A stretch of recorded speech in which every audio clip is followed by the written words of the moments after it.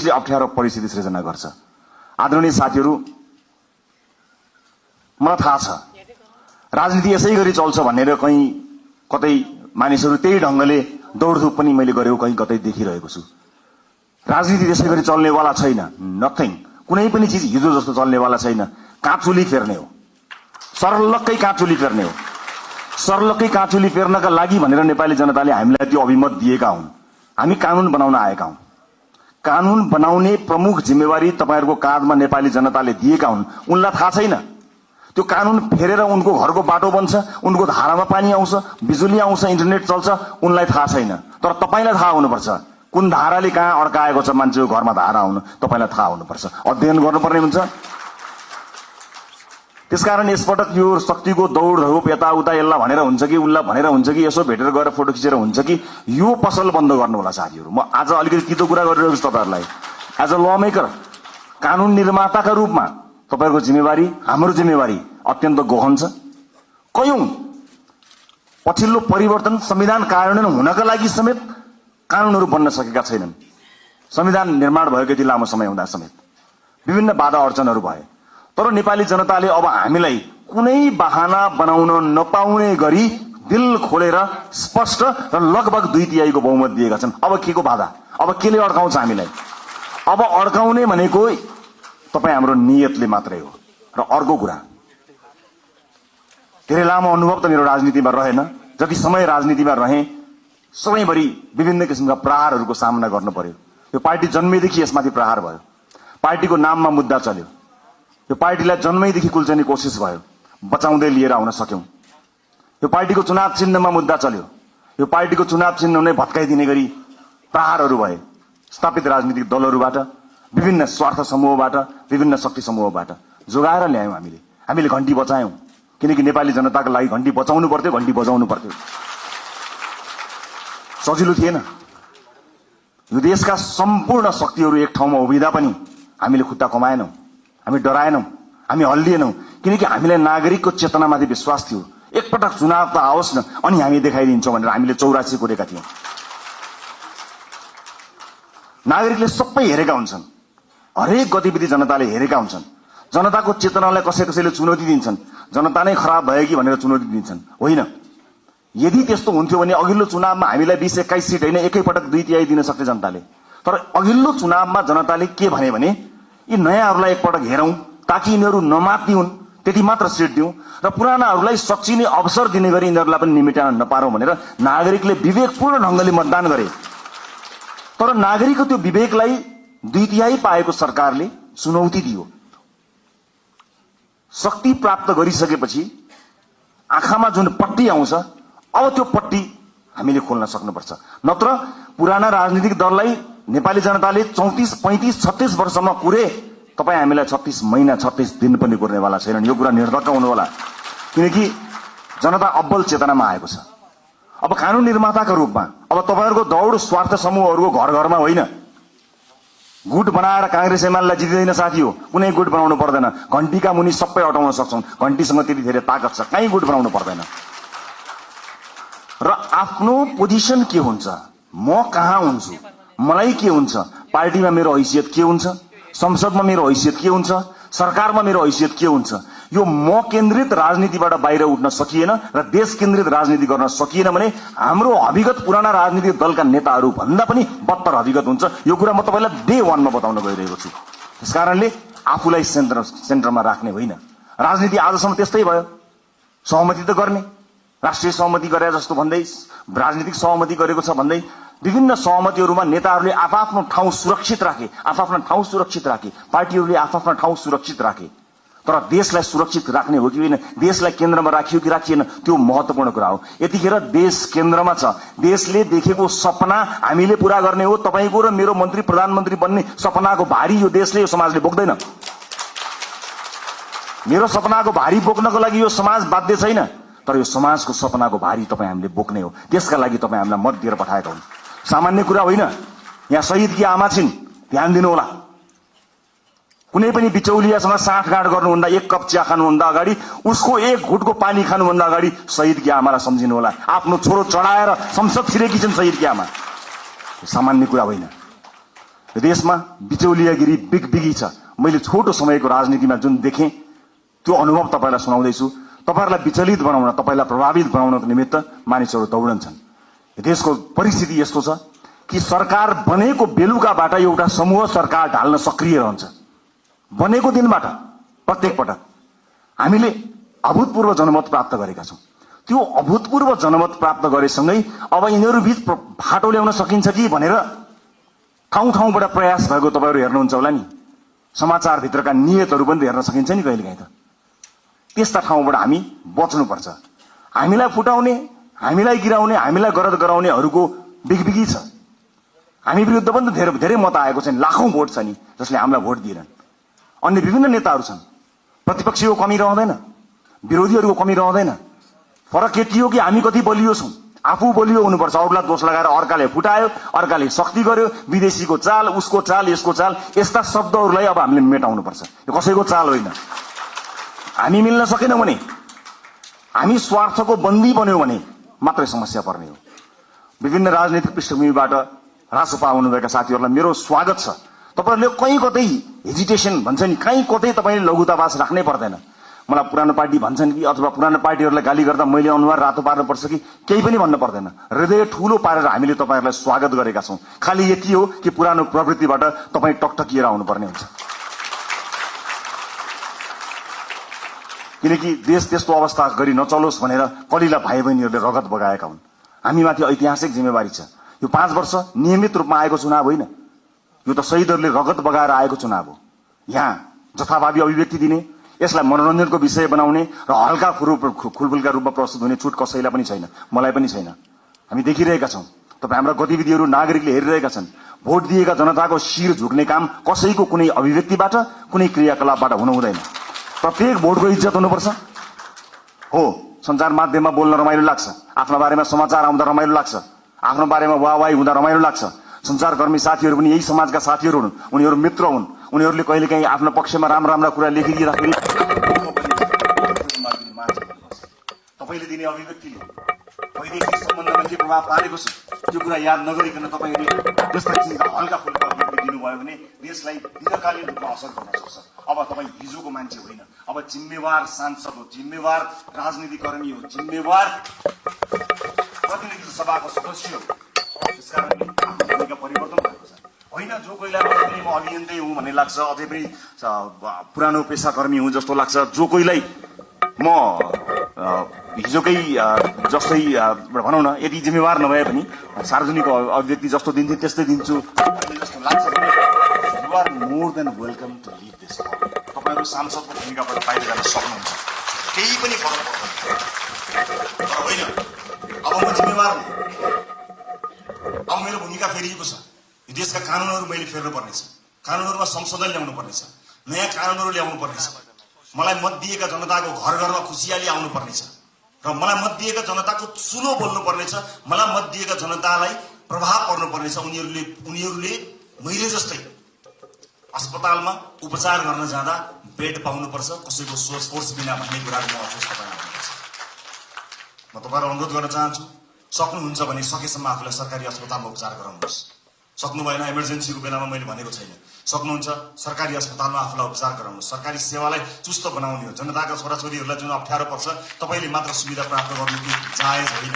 सक्नुहुन्छ भने म बाध्यताकारी तपाईलाई भन्दिनँ, महसुस गर्न सक्नुपर्छ। र अर्को महत्त्वपूर्ण कुरा म यहाँलाई बताउँछु,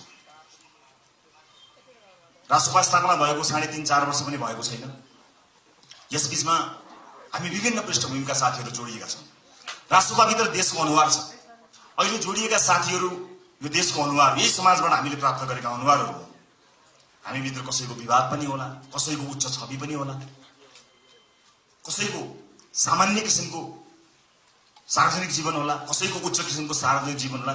जे जस्तो भए तापनि एउटा कुरा आज मैले साथीहरूलाई राखेर स्पष्ट के बताउनु पर्छ भने, सरकार द्वितीयको छ, संख्या घट्ला अथवा सरकार बहुमतमा रहन्छ, संख्या घट्ला, अल्पमतमा पर्ला भन्ने कुराको परवाह नगरिकन रासोपाले जन्मदेखि आफ्नो विधानमा स्थापित गरेको राइट टु रिकलको व्यवस्थालाई यसपटक कडाइका साथ लागू गर्नेछ।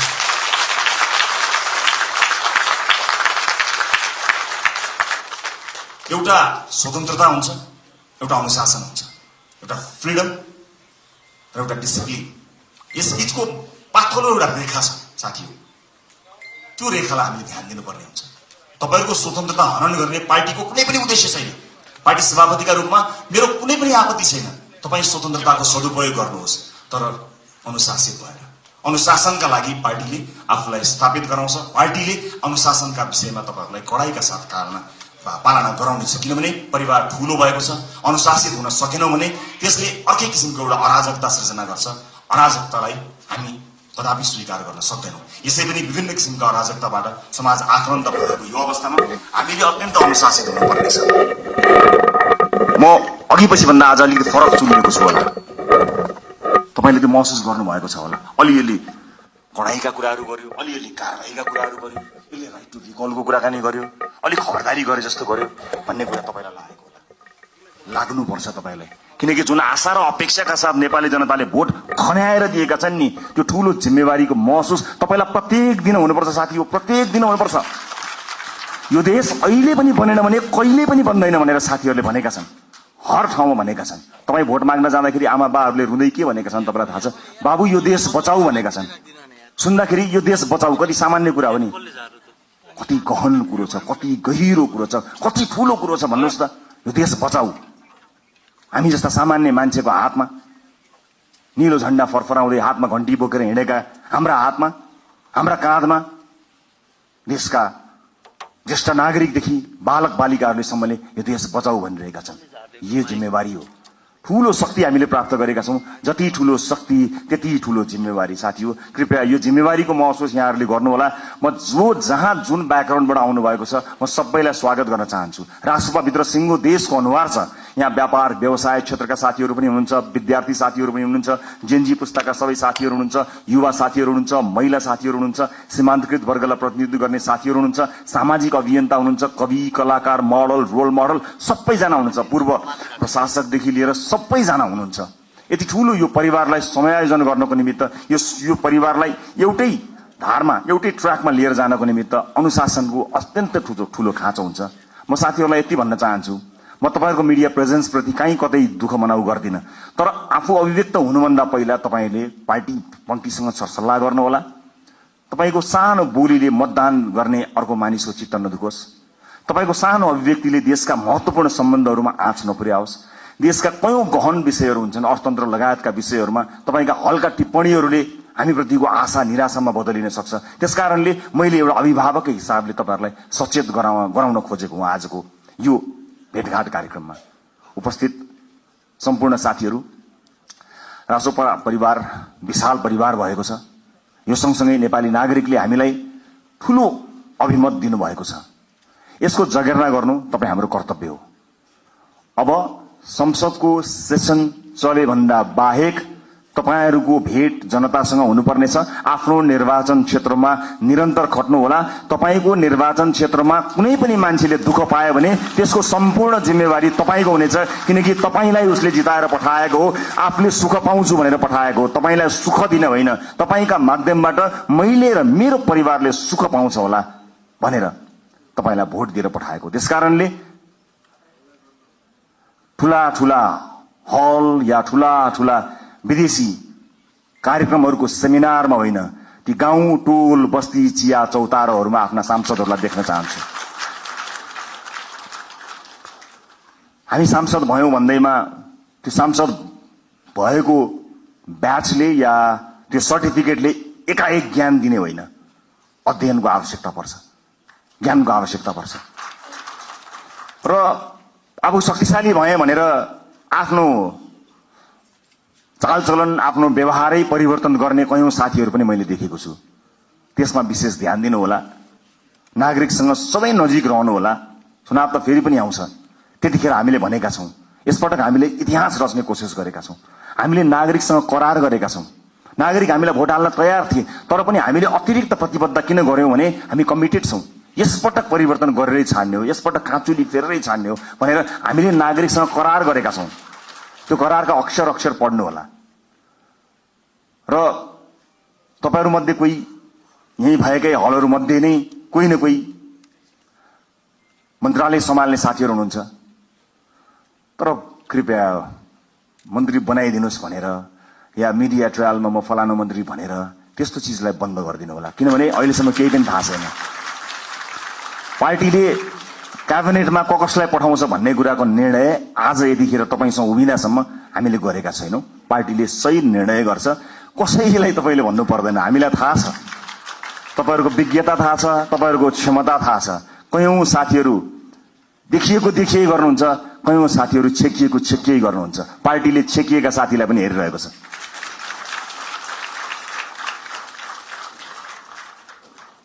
कहिलेकाहीँ कसैले जति देखाउँछु भने पनि देखिँदैन, कसैले लुकाउँदा पनि देखिन्छ। क्षमता भन्ने कुरा त्यस्तो हुन्छ। त्यसकारणले कतिपय अलि बढी चर्चामा आएका साथीहरू र चर्चामा आउन नपाएका साथीहरू सबैलाई पार्टीले हेरेको छ।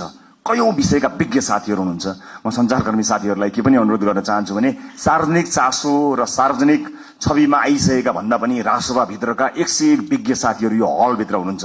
अलिकति क्यामेरालाई फोकस गर्नुभयो, अलिकति tilt down tilt up left right गर्नुभयो भने यो हलभित्र 101 विज्ञ साथीहरू हुनुहुन्छ है साथीहरू। त्यसकारणले आम नागरिकलाई ती साथीहरूबारे पनि जानकारी दिदिनु होला है। चलेका, देखिएका, सुनिएका साथीहरू त छँदै हुनुहुन्छ, त्यहाँतिर पनि अलिकति ध्यान दिनुहोस् ताकि नागरिकले थाहा पाउन् कि राजसभाभित्र यस्ता मान्छेहरू पनि रहेछन् भन्ने कुरा। यो मेरो सञ्चारकर्मी साथीहरूको उल्लेख्य उपस्थिति भएको हुनाले मेरो विनम्रतापूर्वक यहाँहरूलाई गरिएको अनुरोध हो। अब म लगभग आफ्नो भनाइको अन्त्यतिर आएको छु। उपस्थित साथीहरू, चुनावमा हामीले अत्यन्त दुःख गर्यौं। तपाईहरूले मेहनत गर्नुभयो, परिश्रम गर्नुभयो। केही नयाँ साथीहरू, केही पुराना साथीहरू पनि चुनिएर आउनुभएको छ। अधिकांश धेरै सांसदका रूपमा नयाँ साथीहरू आउनुभएको छ। स्वाभाविक रूपमा के होला, कसो होला, कस्तो होला भन्ने कुरा तपाईलाई लागेकै हुनुपर्दछ। चुनावका बेलामा जुन मेहनत तपाईले गर्नुभयो त्यो खटाइका हिसाबले त्यो मेहनत सायद नपर्ला, तर सोचाइका हिसाबले, पढाइका हिसाबले, अध्ययनका हिसाबले, रिसर्चका हिसाबले त्योभन्दा कम मेहनत गरेर चाहिँ परिवर्तन आउन सक्दैन। त्यसकारणले तपाईहरूको काँधमा अत्यन्तै ठूलो जिम्मेवारी आइपरेको छ। यसको महसुस गर्नु होला। र म फेरि पनि दोहोऱ्याएर भन्न चाहन्छु, संसारको कुनै पनि देशले बिरलै पाउने यो अवसर हामीले प्राप्त गरेका छौं। आफ्नो देशको इतिहास आफ्नै हातले लेख्ने यो अवसर हामीले प्राप्त गरेका छौं। भोट माग्दा हामीले आम जनतालाई के भनेका थियौं भने यसपटक तपाईले आफ्नो भाग्य आफ्नै हातले लेख्ने हो, इतिहास रच्ने हो 21 गते भनेर हामी सबैले भनेका हौं। विभिन्न ठाउँमा विभिन्न साथीहरूसँग भेटघाट गर्दा म आफै पनि पुगेको र तपाईहरूको हात समातेर भनेको म सम्झन्छु। हामीले भनेका थियौं यसपटक आफ्नो हातले आफै इतिहास लेख्ने हो। आज म तपाईलाई यो हलभित्र भनिरहेको छु, साथी हो, यो देशको भविष्य कस्तो लेख्ने तपाईको हातमा छ, मात्र तपाईको हातमा छ, अरु कसैको हातमा छैन। जनताले दिए तपाईलाई, ल लेख हाम्रो भविष्य, ल रोक हाम्रा छोराछोरीलाई विदेश जानबाट, ल सृजना गर रोजगारी, ल बनाऊ बाटोघाटो, ल पुर्याऊ बिजुली, देऊ शिक्षा, देऊ स्वास्थ्य। जनताले आफ्नो गर्ने काम गरे, तपाईको काँधमा आएको छ। यसबाट एकदमै धेरै रमाइलो यसलाई लिएर, यसलाई चाहिँ उत्सवका रूपमा भन्दा पनि जिम्मेवारीको रूपमा काम गर्नुपर्ने यो गहन बेला तपाईहरुको काँधमा आइपरेको छ। त्यसैले म सबैलाई यसको महसुस गर्नको निमित्त हार्दिक अनुरोध गर्न चाहन्छु। म फेरि पनि भन्छु, यो सामान्य परिस्थितिले आएको होइन। भाइ बहिनीहरूले, ससाना भाइहरूले आफ्नो रगत बगाएर ल्याएको यो परिवर्तनलाई संस्थागत गरेर अर्को निर्वाचनमा कुनै पनि उम्मेदवारले भोट माग्न जान नपरोस्, हाम्रो काम बोलोस् भन्ने हेतुले तपाईहरुले काम गर्नुहुनेछ। नजानेको कुरा सिक्नका लागि कहिले पनि अप्ठ्यारो मान्न पर्दैन। मैले अघि नै भने, हामीले सांसदको लोगो लगाउने बित्तिकै, हामी सांसदको कुर्सीमा बस्ने बित्तिकै या संसद भवन छिर्ने बित्तिकै ज्ञान ओइरिएर हामी कहाँ आउने होइन। फेरि पनि मेहनत गर्नुपर्छ, फेरि पनि परिश्रम गर्नुपर्ने हुन्छ। कहाँ समस्या परेका छन् त्यसबारे ध्यान दिनुपर्ने हुन्छ। मलाई आशा छ यति प्रबुद्ध, यति क्षमतावान, यति युवा, यति समावेशी, यति धेरै साथीहरू एक ठाउँमा उभिँदा पनि यो देश बन्दैन भने, यति साथीहरू मिलेर पनि बनाउन सकिएन भने कसले बनाउन सक्ला? सक्छौं, हामी गर्छौं, हामी सक्छौं र हामी गर्छौं। अन्त्यमा यो देशको सबैभन्दा ठूलो समस्या मैले देखेको सामाजिक न्याय हो। सामाजिक न्यायका लागि लड्नुपर्ने हुन्छ। आम मानिसको आँखाले देख्ने विकास भनेको भौतिक पूर्वाधारको विकास हुन सक्दछ, ठूला ठूला बिल्डिङ, चिल्ला सडकहरू विकासका सूचक हुन सक्दछन्। मलाई सोध्नुहुन्छ भने मेरा लागि विकासको सूचक भनेको सामाजिक न्याय हो, सोसियल जस्टिस। जुन समाजमा न्याय छैन, जुन समाजमा विभेद छ, त्यो समाज मान्छे बस्ने समाज होइन। मान्छे बस्ने समाजका लागि हामीले मान्छे बस्ने समाज जस्तो बनाउनु पर्ने हुन्छ। सामाजिक न्यायका लागि अब तपाईँ हामीले पैरवी गर्नुपर्ने हुन्छ। रासोपाले चाहेर पनि कयौं साथीहरूलाई जोड्न सकेन। हामी समावेशी हुन चाहन्थ्यौं। हुन त तुलनात्मक रूपमा रासोपाले अन्य राजनीतिक दल भन्दा धेरै महिला साथीहरूलाई उठायो, तर यो पर्याप्त होइन। म दुःखका साथ क्षमा याचना गर्दै भन्छु, हाम्रो पार्टीभित्र राई लिम्बू समुदायको प्रतिनिधित्व यो पालि प्रतिनिधित्व सभामा हुन सकेन। सभापतिका हिसाबले म क्षमा माग्न चाहन्छु र म विश्वासका साथ भन्न चाहन्छु, आगामी दिनमा समावेशिताको यो महत्वपूर्ण कड़ीलाई प्राथमिकताका साथ अगाडि राखेर अगाडि बढ्नेछौं। म विश्वास दिलाउन चाहन्छु। यही हलबाट तपाईहरु भोलि मन्त्रीका रूपमा आसीन रहनुहोला। म तपाईलाई स्पष्ट पार्न चाहन्छु, तपाईले शक्ति आर्जन गरेर भोलि बजेटमा आफ्नो क्षेत्रमा बजेट सोरेर लानुभयो, कर्णालीलाई रुवाउनु भयो, मधेसलाई रुवाउनु भयो, सुदूरपश्चिमलाई रुवाउनु भयो भने त्यो विकास होइन। सिङ्गो देश विकास हुँदा चितवन अविकसित हुँदैन, मलाई थाहा छ। त्यसकारणले हाम्रो ध्यान सिङ्गो देशको विकासमा जाने हो, क्षेत्रगत कुरामा होइन। यद्यपि कतिपय क्षेत्रहरू अत्यन्त संवेदनशील हुन्छन्, कतिपय चीजहरू महत्त्वपूर्ण हुन्छन्। जिल्लामा कतिवटा पुल बने, मैले कतिवटा पुल लिएर गएँ, मैले कति किलोमिटर बाटो आफ्नो क्षेत्रमा पिच गरेँ भन्ने कुराले तपाईलाई कीर्तिमानी बनाउँदैन। मैले अघि भने जस्तै कर्णालीमा बाटो पुग्यो कि पुगेन, कर्णालीमा अस्पताल बन्यो कि बनेन, कर्णालीमा सुत्केरी आमाले बाटोमा मृत्युवरण गर्न पर्यो कि परेन, मधेसमा भित्री मधेसमा शिक्षाको उज्यालो पुग्यो कि पुगेन, स्वच्छ खानेपानी पुग्यो कि पुगेन, बालबालिकाहरूले पोषण पाए कि पाएनन्। विकासको सूचक यो हो। तपाई हामीले सोचेको विकास यही हुनुपर्नेछ। अर्को पटक मैले चुनावमा बाटो लगिन भने, मैले अर्को पटक चुनाव जित्दिन भनेर तपाईले आजदेखि लाग्नु भयो भने मैले फेरि पनि राइट टु रिकलको व्यवस्थाको बारेमा सम्झना गराउनु पर्ने हुनेछ। साथीहो, एउटा चुनावबाट अर्को चुनावका लागि होइन, एउटा पुस्ताबाट अर्को पुस्ताका लागि लडेका हौ हामी। अर्को चुनाव जितौं नजितौं त्यो सरकारको विषय भएन, तर अर्को पुस्ताले हार्नु हुँदैन साथीहो। धेरै पुस्ताले हारिसकेपछि हामी एउटा आशा अपेक्षाको दियो बाल्न सफल भएका छौं। यसलाई निभ्न नदिनु होला। सभापतिका रूपमा म तपाईहरुसँग सँगै छु। म लोकतान्त्रिक पद्धतिलाई विश्वास गर्छु। वर्तमान व्यवस्था, वर्तमान संविधानप्रति प्रतिबद्ध छु। शासकीय स्वरूपमा सामर्थ्य पुग्दा केही न केही सुधार चाहिएको छ भन्ने कुराको हामीलाई हेक्का छ, तर वर्तमान व्यवस्था, वर्तमान परिवर्तन, वर्तमान संविधानप्रति हाम्रो प्रतिबद्धता डगमगाएको छैन, डगमगाउनेवाला पनि छैन र यहाँहरूले पनि त्यसलाई डगमगाउन दिनुहुने छैन भन्ने मैले विश्वास लिएको छु। इतिहास रचनामा एउटा मान्छे, एउटा नेताको हात हुँदैन, एउटा पार्टीको हात हुँदैन। इतिहासको कालखण्डदेखि यहाँसम्म विभिन्न पुराना राजनीतिक दल र नेताहरूले त्याग र तपस्या गरेर आज हामीलाई यो दिन ल्याउनु भएको छ। उहाँहरूका कयौं व्यक्तित्वहरूप्रति हाम्रो प्रश्न हो, तर इतिहासले उहाँहरूले दिनुभएको योगदानलाई नजरअन्दाज गर्ने, त्यसलाई अपमानित गर्ने हक हामी कसैलाई पनि छैन। म ससम्मान इतिहासमा उहाँहरूले दिनुभएको योगदानका लागि उहाँहरू सबैलाई स्मरण गर्न चाहन्छु। पुराना राजनीतिक दल, पुराना सम्पूर्ण नेतागणहरूलाई म यही मञ्चबाट धन्यवाद दिन चाहन्छु र म यति भन्न चाहन्छु, इतिहास तपाईले लेख्नुभयो, भविष्य हामी बनाउँछौं। हाम्रा अभिव्यक्तिहरूमा कुनै पनि राजनीतिक दल र विपक्षीहरूप्रति कटाक्ष भयो भने त्यो अनर्थ हुन जानेछ। आज विजयको उन्मादमा हाम्रा समर्थक साथीहरूले विजयी भएका कारण, अत्यधिक मत आएका कारण विपक्षीहरूप्रति विभिन्न माध्यमहरूमा, सञ्चार माध्यम लगायत सार्वजनिक माध्यमहरूमा जुन ढंगले अभिव्यक्ति दिइरहनु भएको कता कता देखिएको छ, त्यो कदापि स्वीकार्य छैन। विजेता हुनुको अर्थ जिम्मेवार हुनु हो, विजेता हुनुको अर्थ छाडा हुनु होइन। विजेता हुनुको अर्थ विपक्षीहरूलाई कटाक्ष गर्ने अधिकार प्राप्त गर्नु होइन, त्यो लोकतन्त्रको चरित्र होइन। त्यसकारणले हामीलाई माथि धेरै आरोप लागेको छ। आज तपाईहरु सबैलाई साक्षी राखेर म यो आरोपलाई खण्डन गर्ने जिम्मेवारी तपाईहरुको काँधमा पनि बाँड्न चाहन्छु कि रासोपालाई प्राय अराजक छन्, रासोपा समर्थकहरू अत्यन्त धेरै असहिष्णु छन्, सामाजिक सञ्जालमा गाली गलौजमा उत्रन्छन्, व्यक्तिगत गाली गलौजमा उत्रन्छन्, छुनै हुँदैन, बोल्नै हुँदैन, गाली गरिहाल्छन्। त्यस किसिमको एउटा छवि बनेको छ। म सम्पूर्ण समर्थक साथीहरूलाई बताउन चाहन्छु, अब त्यसबाट बाहिर निस्कनुपर्छ। रासोपाले प्रशिक्षण गर्न पाएको छैन, 3 वर्षमा आक्रमण झेल्दै आएको राष्ट्रपाले आफ्ना सदस्य साथीहरूलाई राम्रोसँग प्रशिक्षित गर्न पाएको छैन। तर यही समाजका पात्रहरू भएको हुनाले तपाईले समाजका विभिन्न तह र तबकामा लिनुभएको प्रशिक्षणले तपाईको व्यक्तिगत आचरणलाई देखाउँछ। त्यसकारणले सम्पूर्ण राष्ट्रपा समर्थक साथीहरूलाई म जिम्मेवार भएर अभिव्यक्त हुन सामाजिक सञ्जाल, सामाजिक प्लेटफर्महरूमा, सार्वजनिक प्लेटफर्महरूमा अत्यन्त जिम्मेवार भएर प्रस्तुत हुनको लागि अनुरोध गर्न चाहन्छु। यो राष्ट्रपाले जितेको होइन, यो देशले जितेको हो।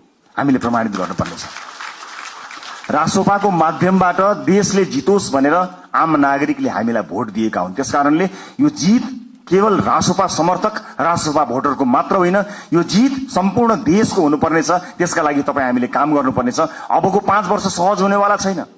हिजोका सांसदहरूको जस्तै गतिविधि या हिजोका मन्त्रीहरूको जस्तै गतिविधि र तिनै निरन्तर त्यही चिजको निरन्तरता यो हो भन्ने जो कोहीलाई परेको छ भने कृपया त्यो होइन।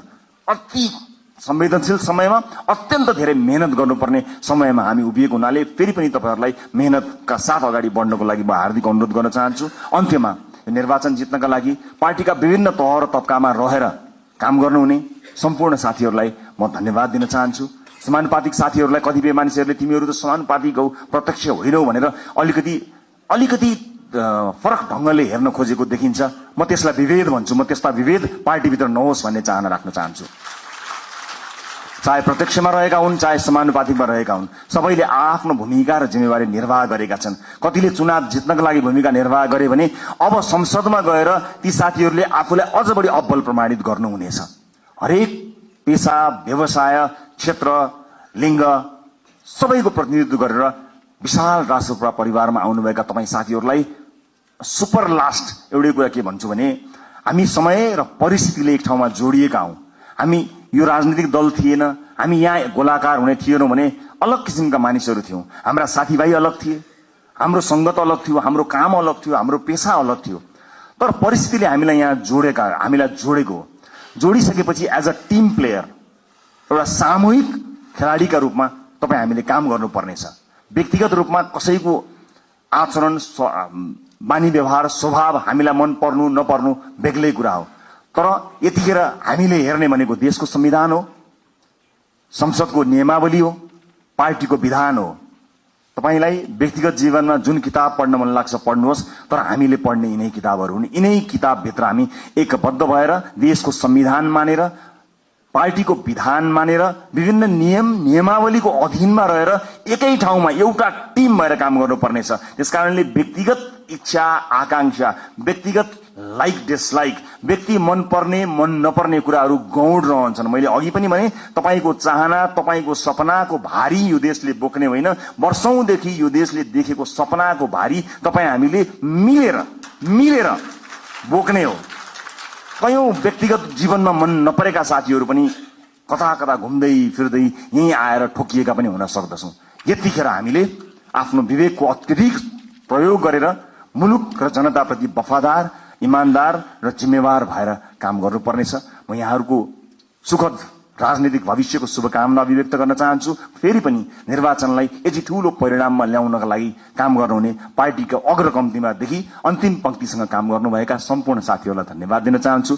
मतदाता साथीहरूलाई धेरै धेरै धन्यवाद दिन चाहन्छु।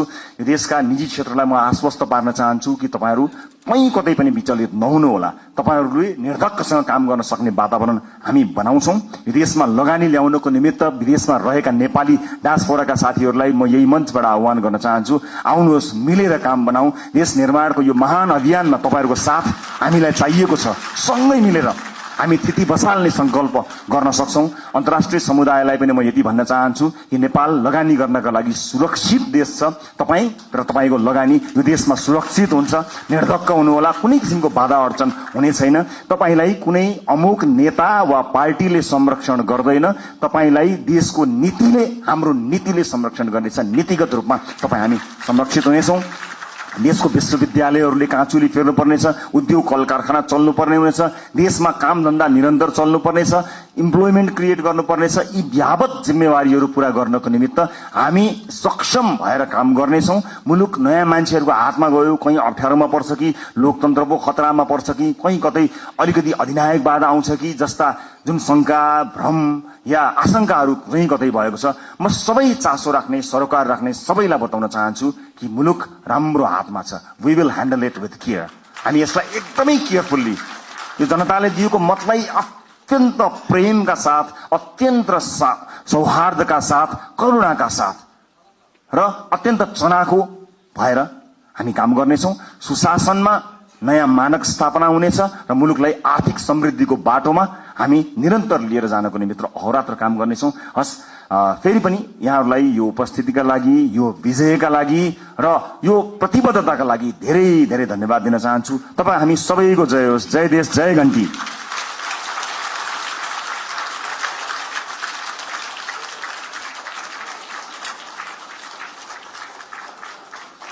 धन्यवाद सभापतिज्यू।